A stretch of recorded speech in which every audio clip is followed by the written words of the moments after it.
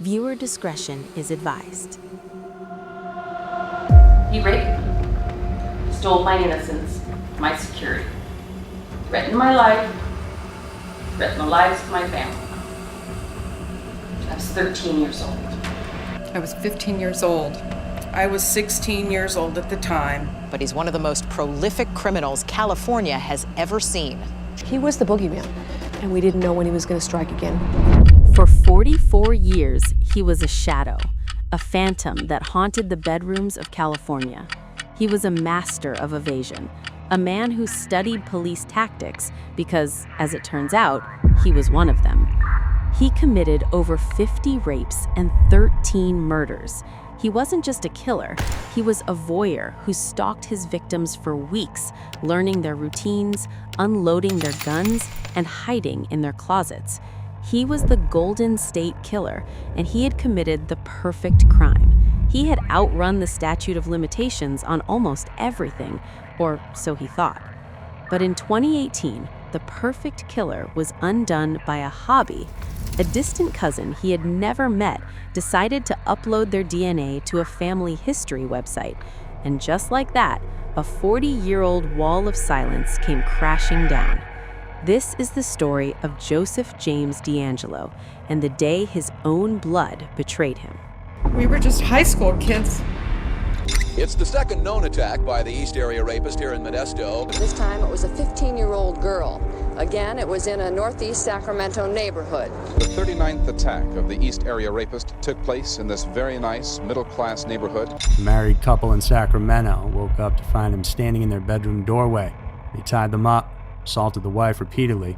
He would place these plates on the back of the husband and tell the husband, if I hear these plates rattle, I'm going to kill your wife and I'm going to come back in here and I'm going to kill you.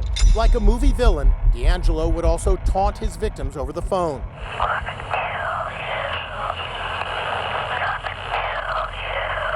50 known attacks that he committed between June 1976 and July 1979. In the 1970s, he was known as the East Area Rapist. Later, he became the original Night Stalker. He was terrifyingly methodical. He would break into homes while couples were sleeping, tie up the husband, and place a stack of dishes on the man's back. He told the husband, "If I hear those dishes rattle, I'll kill you both." He was a ghost. He left no fingerprints, he wore masks, he changed his MO just enough to confuse the different police departments. For decades, investigators had his DNA, but it was useless. It didn't match anyone in the criminal databases. The Golden State Killer wasn't a criminal, at least not on paper. Here is the viral spice most people forget.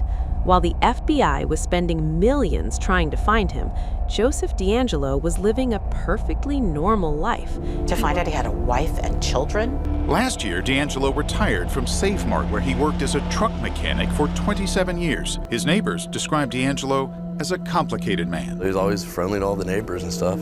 He worked as a mechanic for a grocery chain for 27 years. He raised 3 daughters. He was the grumpy neighbor who yelled about people's lawns.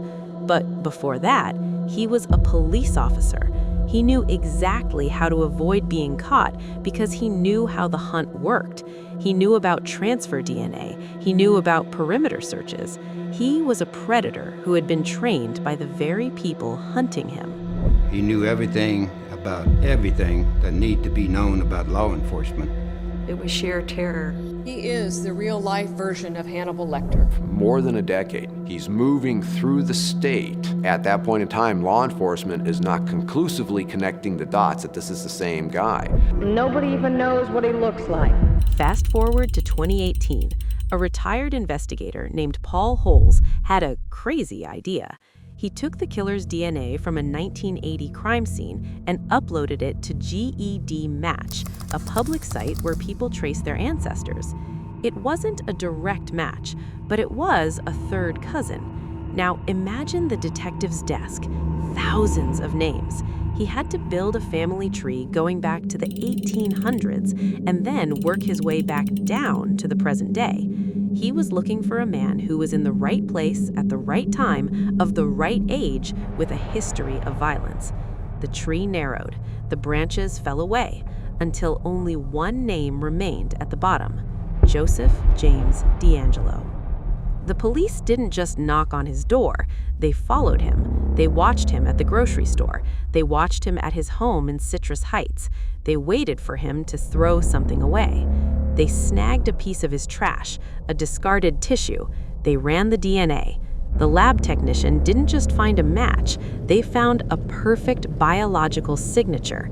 The ghost of California finally had a face, and it was the face of a 72-year-old grandfather. When the handcuffs finally clicked in 2018, DeAngelo tried one last performance. He acted like a frail, confused old man. He sat in a wheelchair in court, looking like he didn't know where he was. DeAngelo, I want you to look at me. He's not a feeble old man, as he portrayed himself to be on June 29. But the survivors saw through it. They remembered the monster. They remembered the voice.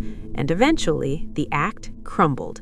He confessed. DeAngelo pled guilty to a crime spree from 1973 to 1986, where he is accused of attacking over 100 women, men, and children. The 74-year-old DeAngelo confessed to 13 killings and almost 50 rapes. He also admitted to dozens of assaults that couldn't be prosecuted due to the statute of limitations. I've listened to all your statements, each one of them, and I'm really sorry to everyone I've hurt. He admitted to the rapes, the murders, and the decades of terror. He will spend the rest of his life behind bars, but he will never be able to explain the why. Joseph DeAngelo thought he had beaten the system, and for 44 years he had, but he didn't account for the fact that his family's history was bigger than his secrets. The Golden State Killer wasn't caught by a fingerprint or a witness. He was caught by the future. It's a warning to every cold case killer still out there. Your relatives are taking DNA tests. Your family tree is becoming a cage, and there is nowhere left to hide. Is it right for police to use these public DNA sites, or does it violate our privacy? This is the debate that started with DeAngelo, and it's not over yet. Let me know where you stand in the comments.